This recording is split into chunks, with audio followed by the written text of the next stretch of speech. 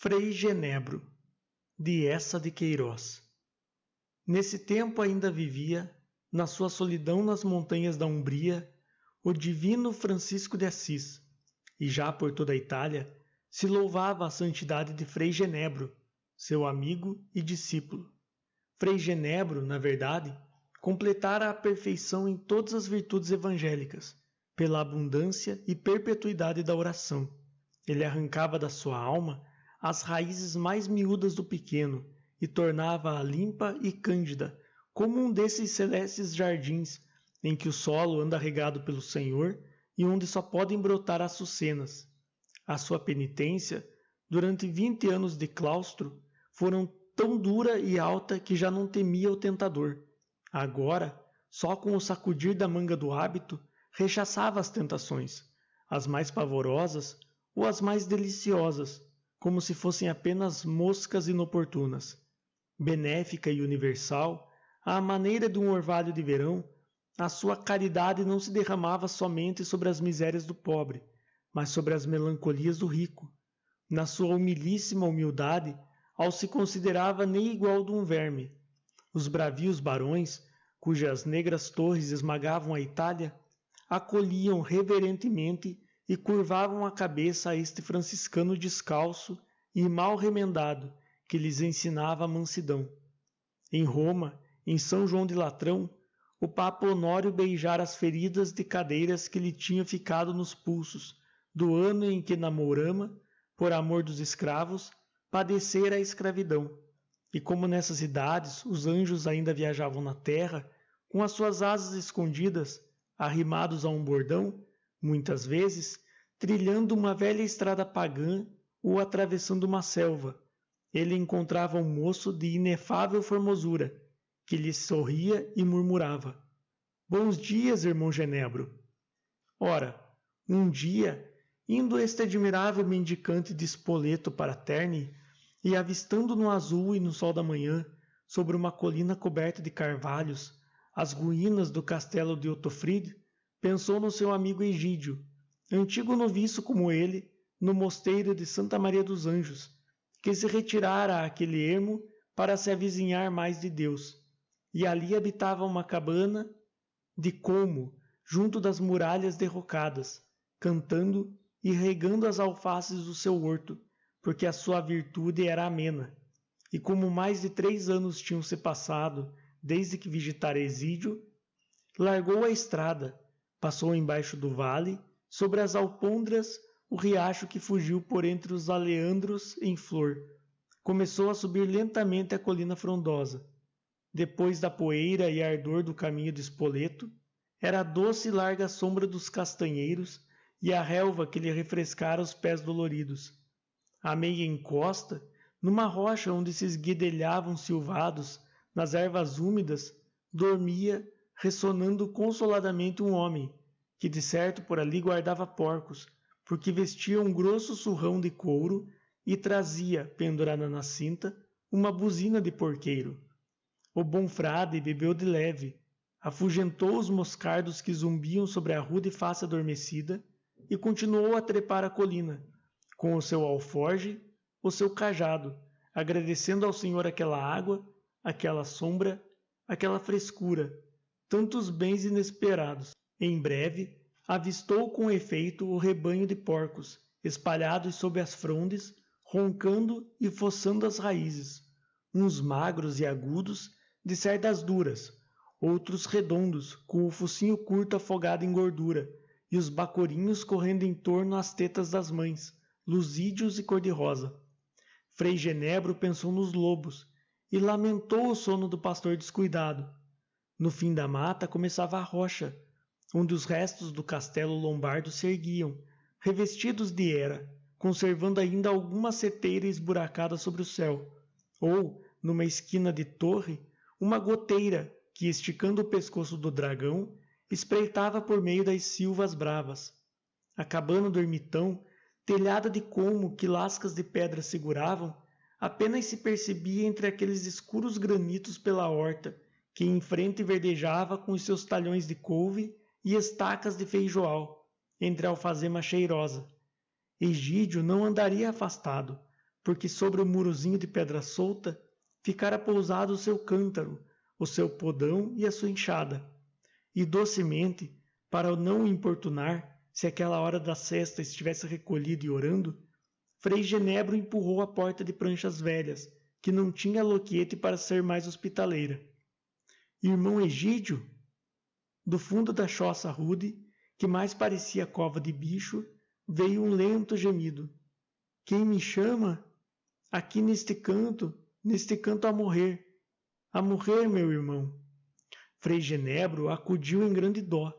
Encontrou o bom ermitão estirado num monte de folhas secas, encolhido em farrapos e tão definhado que sua face, outrora farta e rosada, era como um pedaço de velho pergaminho, muito enrugado, perdido entre os flocos das barbas brancas, com infinita caridade e doçura, o abraçou. E há quanto tempo neste abandono, irmão Egídio? Louvado Deus desde a véspera, só na véspera à tarde, depois de olhar uma derradeira vez para o sol e para sua horta, se viera estender naquele canto para acabar. Mas havia meses que com ele entrara um cansaço, que nem podia segurar a bilha cheia quando voltava da fonte. E dizei, irmão Egídio, pois que o Senhor me trouxe, que posso fazer eu pelo vosso corpo? Pelo corpo digo, que pela alma bastante tendes vós feito na virtude desta solidão. Gemendo, arrepanhando para o peito as folhas secas em que jazia, como se fossem dobras de um lençol, o pobre ermitão murmurou: meu bom Frei Genebro, não sei se é pecado, mas toda esta noite, em verdade vos confesso, me apeteceu comer um pedaço de carne, um pedaço de porco assado. Mas será pecado? Frei Genebro, com a sua imensa misericórdia, logo o tranquilizou. Pecado? Não, certamente. Aquele que por tortura recusa ao seu corpo um contentamento honesto, desagrada ao Senhor. Não ordenava ele aos seus discípulos que comessem as boas coisas da terra? O corpo é servo, e está na vontade divina que as suas forças sejam sustentadas para que preste ao espírito seu amo bom e leal serviço. Quando Frei Silvestre, já tão doentinho, sentira aquele longo desejo de uvas moscatéis, o bom Francisco de Assis logo o conduziu à vinha, e por suas mãos apanhou os melhores cachos, depois de os abençoar para serem mais sumarentos e doces. É um pedaço de porco assado que apeteceis? Exclamava risonhamente o bom Frei Genebro, acariciando as mãos transparentes do ermitão. Pois sossegai, irmão querido, que bem sei como vos contentar. E imediatamente, com os olhos a reluzir de caridade e de amor, agarrou o afiado podão que pousava sobre o muro da horta, arregaçando as mangas do hábito, e mais ligeiro que um gamo, porque era aquele um serviço do Senhor, correu pela colina até os densos castanheiros, onde encontrara o rebanho de porcos, e aí, andando sorrateiramente de tronco para tronco, surpreendeu um bacorinho desgarrado que fossava a bolota, e desabou sobre ele, e enquanto lhe sufocava o focinho e os gritos, decepou com 2 golpes certeiros do podão a perna por onde o agarrava.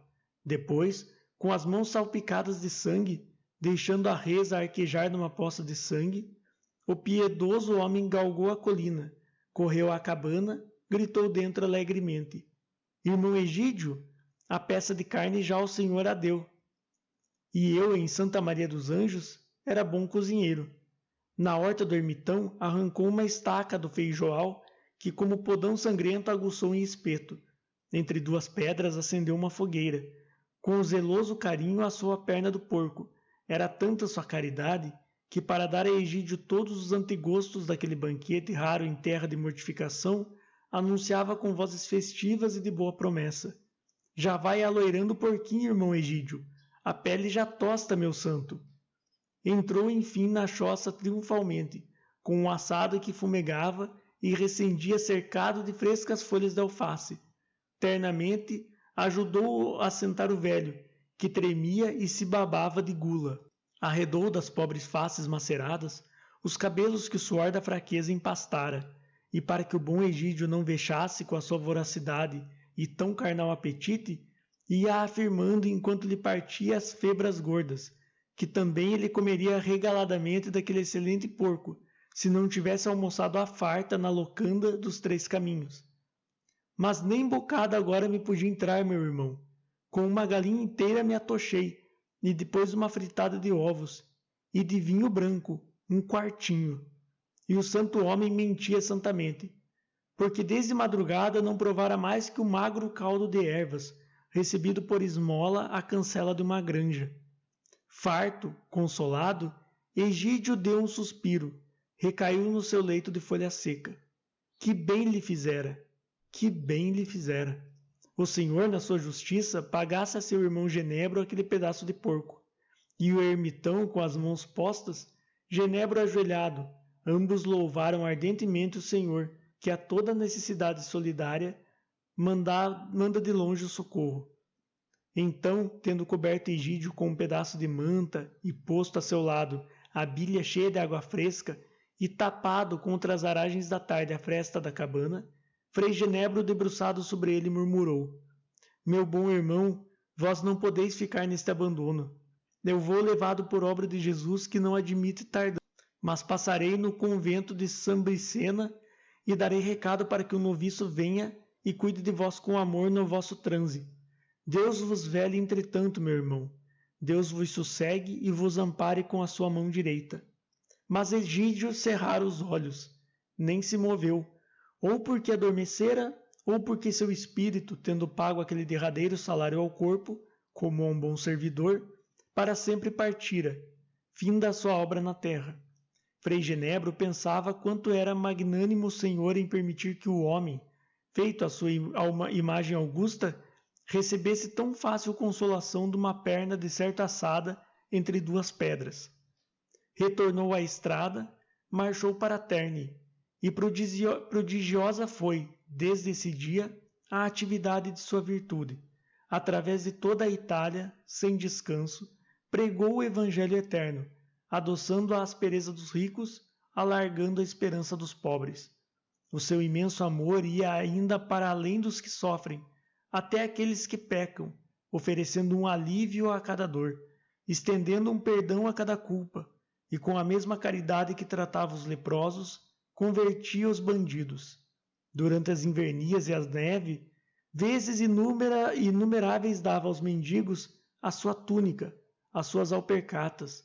Os abades dos mosteiros ricos, as damas devotas de novo vestiam, para evitar o escândalo de sua nudez através das cidades. E sem demora, na primeira esquina, ante qualquer esfarrapado, ele se despojava sorrindo. Para remir servos que penavam sob um amo feroz, penetrava nas igrejas, afirmando jovialmente que mais apraz a Deus uma alma liberta que uma tocha acesa.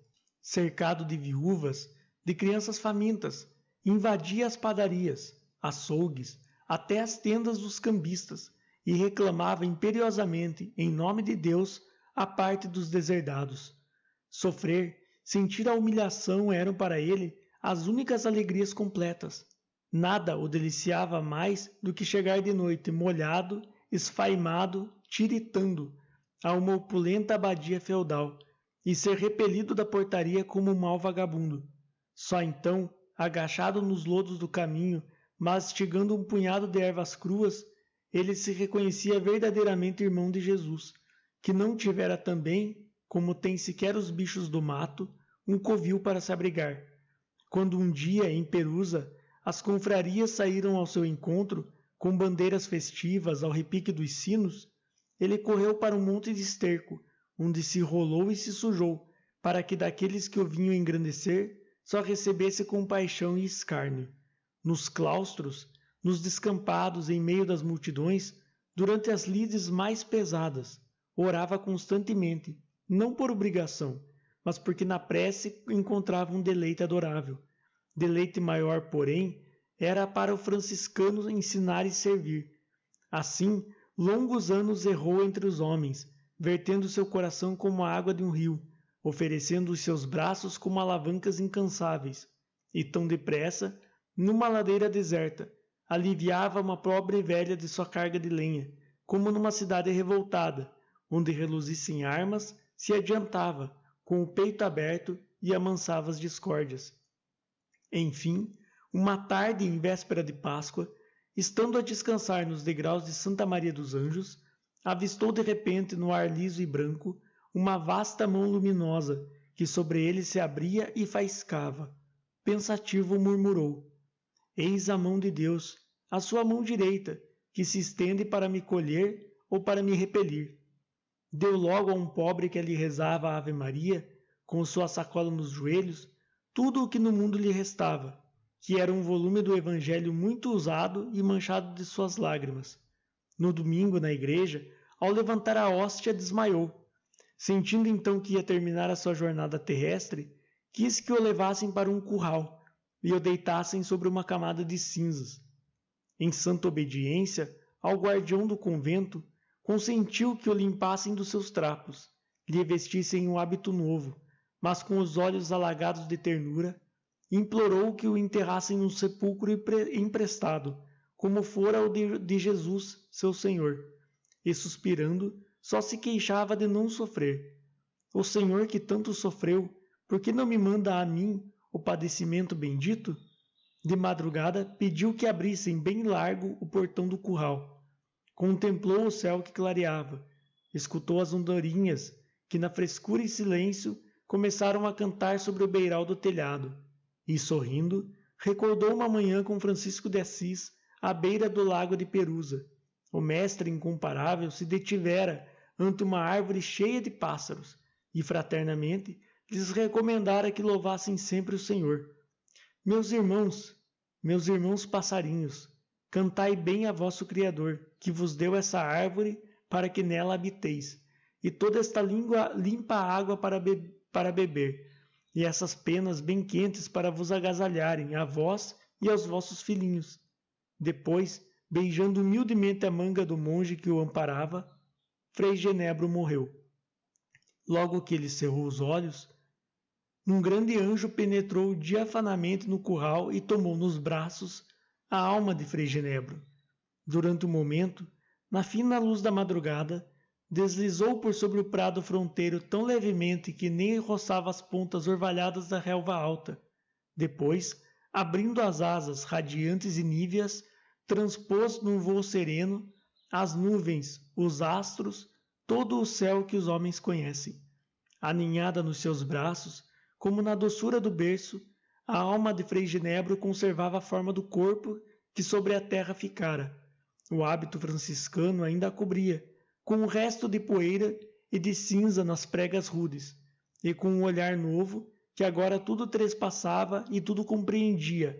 Ela contemplava num deslumbramento aquela região em que o anjo parara, para além dos universos transitórios e de todos os rumores siderais. Era um espaço sem limite, sem contorno e sem cor. Por cima começava uma claridade subindo espalhada à maneira de uma aurora, cada vez mais branca e mais luzente e mais radiante, até que resplandecia num fulgor tão sublime que nela um sol coruscante seria como uma nódoa pardacenta. E por baixo estendia-se uma sombra cada vez mais baça, mais fusca, mais cinzenta, até que formava como um espesso crepúsculo de profunda, insondável tristeza. Entre essa refulgência ascendente e a escuridão inferior, permanecera o anjo imóvel, esperando, com as asas fechadas, e a alma do Frei Genebro perfeitamente sentia que estava ali esperando também entre o purgatório e o paraíso. Então, subitamente nas alturas apareceram os dois imensos pratos de uma balança, um em que rebrilhava como diamante e era reservada às suas boas obras, outro negrejando mais que carvão, para receber o peso das suas obras más. Entre os braços do anjo, a alma estremeceu, mas o prato diamantino começou a descer lentamente. Oh, contentamento e glória! Carregado com as suas boas obras, ele descia calmo e majestoso, espargindo a claridade. Tão pesado vinha que suas grossas cordas se retesavam, rangiam, e entre elas, formando como uma montanha de neve, alvejavam as incontáveis esmolas que semearam no mundo, agora desabrochadas em alvas flores, cheias de aroma e de luz.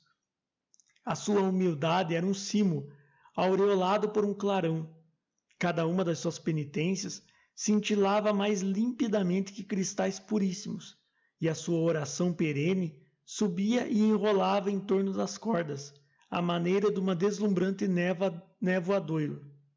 Sereno, tendo a majestade de um astro, o prato das boas obras parou, finalmente, com a sua carga preciosa. O outro, lá em cima, não se movia também, negro, da cor do carvão, inútil, esquecido, vazio. Já das profundidades, sonoros bandos de serafins voavam, balançando palmas verdes. O pobre franciscano ia entrar triunfalmente no paraíso, e aquela era a milícia divina que o acompanharia cantando. Um frêmito de alegria passou na luz do paraíso, que um santo novo enriquecia, e a alma de Genebro anteprovou as delícias da bem-aventurança. Subitamente, porém, no alto do prato negro, oscilou como a um peso inesperado que sobre ele caísse, e começou a descer, duro, temeroso, fazendo uma sombra dolente através da celestial claridade. Que má ação de Genebro trazia ele, tão miúda que nem se avistava, tão pesava que forçava o prato luminoso a subir, remontar ligeiramente, como se a montanha de boas ações que nele transbordavam fosse um fumo mentiroso? Oh, mágoa! Oh, desesperança! Os serafins recuavam com as asas trementes. Na alma de Frei Genebro correu um arrepio imenso de terror. O negro prato descia, firme, inexorável, com as cordas retesas, e na região que se cavava sob os pés do anjo, cinzenta, de inconsolável tristeza, uma massa de sombra, molemente e sem rumor, arfou, cresceu, rolou como a onda de uma maré devoradora. O prato mais triste que a noite parara em pavoroso equilíbrio com o prato que rebrilhava, e os serafins, Genebro, o anjo que o trouxera, descobriram no fundo daquele prato que inutilizavam um santo, um porco, um pobre porquinho com uma perna barbaramente cortada, arquejando a morrer numa poça de sangue. O animal mutilado pesava tanto na balança da justiça como a montanha luminosa de virtudes perfeitas. Então, das alturas surgiu uma vasta mão, abrindo os dedos que faiscavam.